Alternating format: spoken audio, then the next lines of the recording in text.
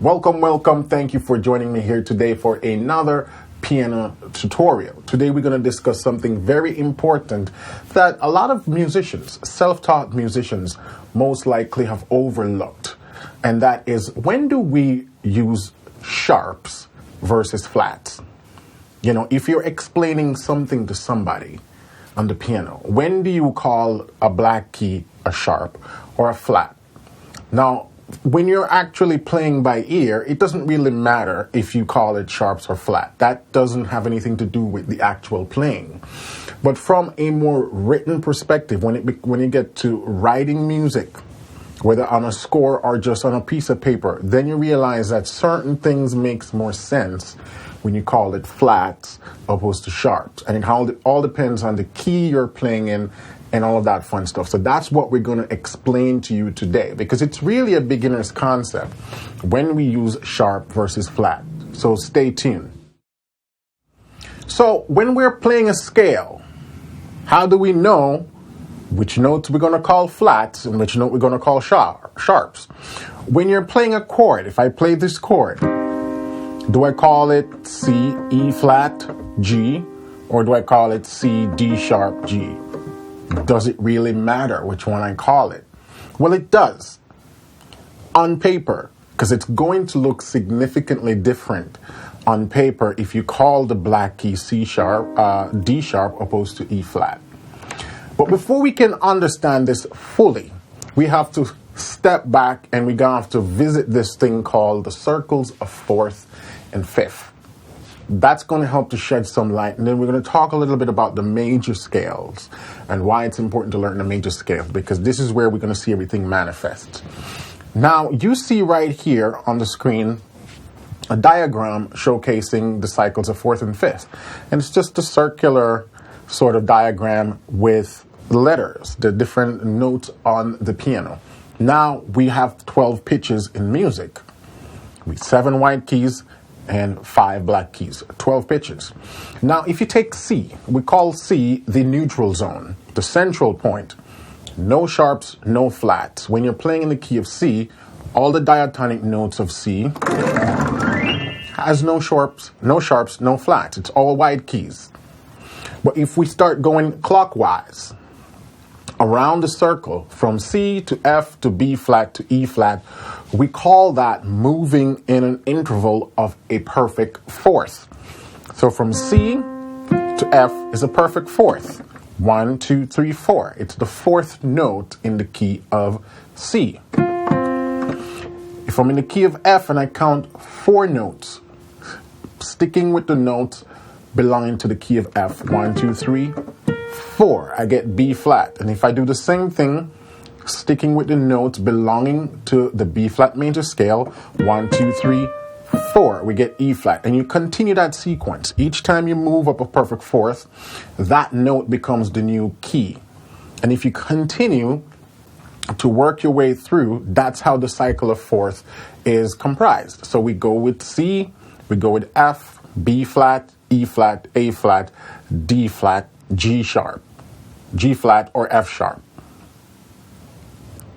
Moving around the circle that way, we call that perfect fourth, and those are the flatted keys. When you're playing in any of those keys, you refer to the notes, the black keys, as flats. Again, C is the central zone, so there's no sharps, no flats. When you're in the key of F, the diagram tells you that there's 1 flat, and if you look to the inside of the circle, you'll see the 1 with the flat behind it. Now, if you're wondering what the lowercase letters are, under C you have the lowercase a, under F you have the lowercase d, under B flat you have the lowercase g. Those represent the relative minor for the key. Every major key has a relative minor, and the diagram is telling you what the relative minor is for that key. Okay? But we're not going to focus on the relative minor now. We just need to understand which keys are flats and which keys are sharp. So we have F, B flat, E flat, A flat, and D flat. Those are the 5 flat keys. So when you're playing in any of those keys, you want to refer to the black keys The black keys that are diatonic, you want to refer to those as flats. So the F major scale,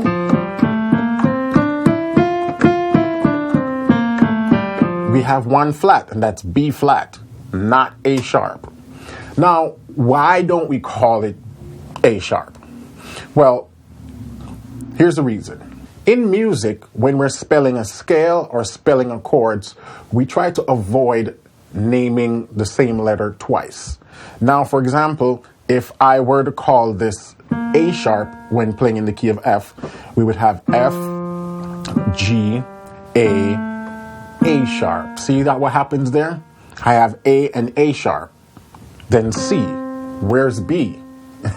And so we try to make sure that we account for each letters of the musical alphabet.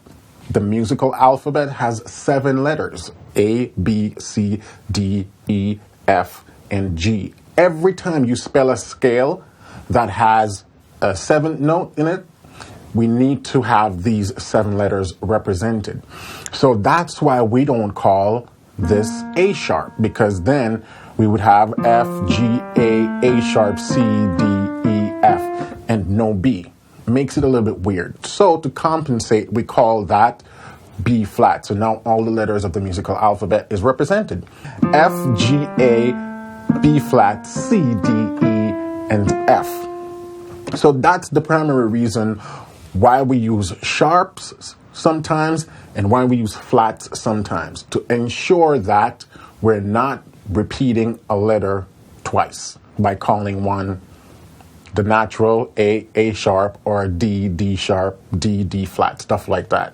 So we call one flat or one sharp. So we still have that, all the letters of the alphabet represented. So let's go back to the diagram.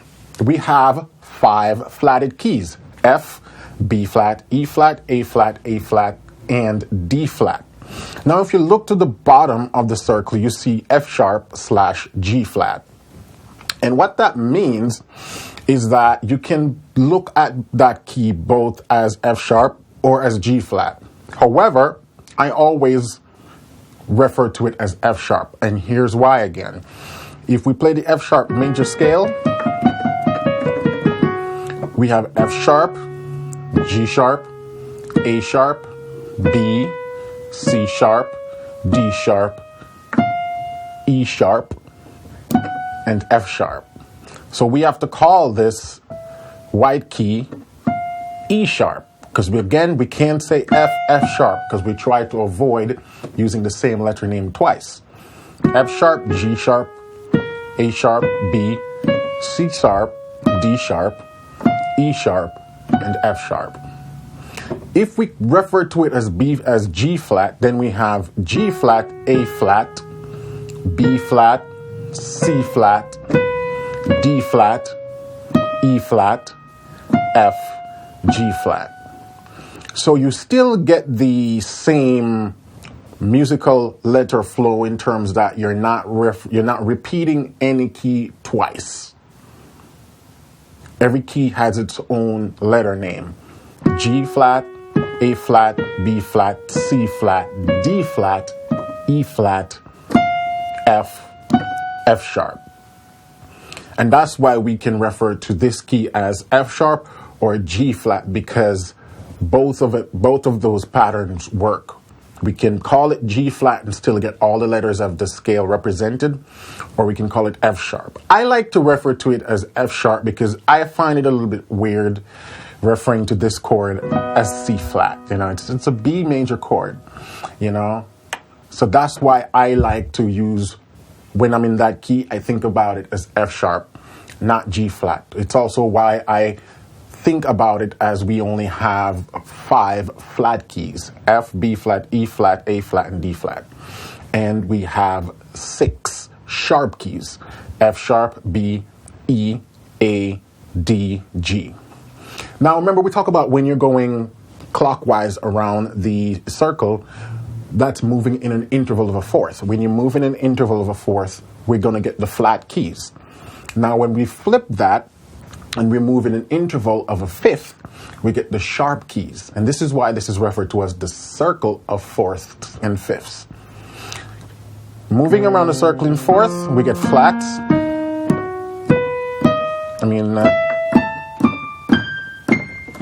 But now when we move in fifths, we get the sharp keys. So from C to G, G is going to have one sharp.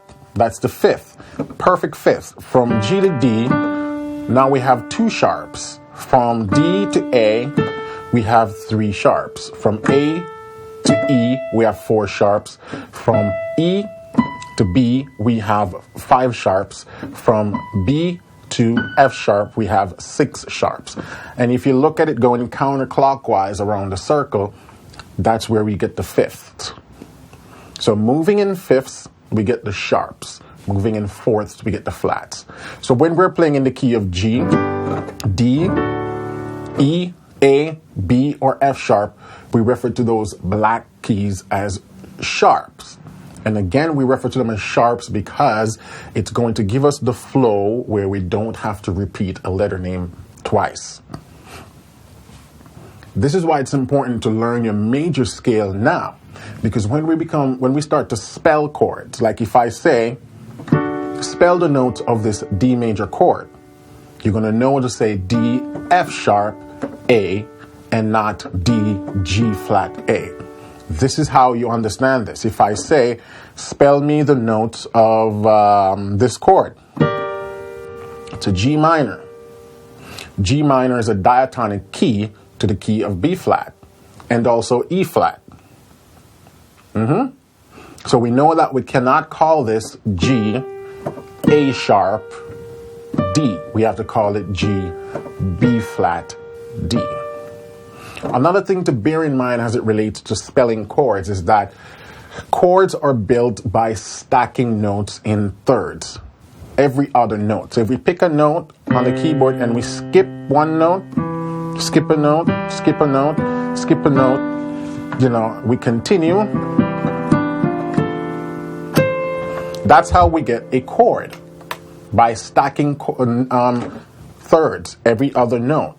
And so to maintain this every other note stack from a visual perspective, we have to call certain notes sharp. Because if I call this D sharp on a score, a musical score, it's going to look like this.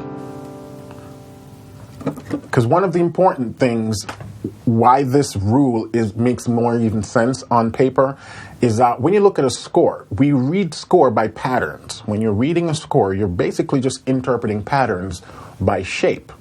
You're watching the lines in space and you get used to the intervallic distances, what it looks like on the page. So a C minor chord will have that nice stack thirds. If we call this E flat. But if we go and call it D sharp, then it's not going to have that stack thirds shape anymore. It's going to look different. And it's going to throw off the person who is reading the score. And this is why writing music using the correct spelling, sharp versus flat, it might not be crucial when you're playing by ear. Doesn't matter, because from a visual perspective, if you call this D sharp or E flat, it still looks the same. When you see it on a paper, D sharp and E flat is going to have a different position on the score, and it's going to throw off the reader. So I hope this makes sense to you. This was a quick sort of review as to why we call certain notes sharps when playing in certain key, and why we call certain notes flats. A very important thing. So I want you guys to, take a look at this, let it simmer. Try to understand the cycle to fourth, and then try to play your major scales with this concept in mind. Yeah? It's good to see your major scales written out so you can see all the sharps in the key and all the flats in the key. All right? So hopefully you enjoyed this lesson. Let me know what you think in the comment section. If you're new to the channel and you have not subscribed yet, you're missing out. Every week we have new content coming your way from beginner to advanced. So hit that subscribe button, hit that notification bell so you can be notified when we upload new content. And finally, if you're a beginner and you're like, this is great stuff, I need more around the beginner's concept, we have tons of tutorial over at pianolessonwithwarren.com, particularly one called the Beginner's Guide, where I cover basically all the beginner's concept. Everything you need to be thinking about as a beginner, we offer that over there at pianolessonwithwarren.com, and many more concepts. We have also the Intermediate's Guide equivalent that goes a little bit more advanced. So that's what we do over there, step-by-step piano lessons that take you from beginner to advanced in a systematic way. So head over there and check that out. All right? So until then, thanks again for watching. Keep listening, keep singing, and keep practicing. Catch you next week for another tutorial.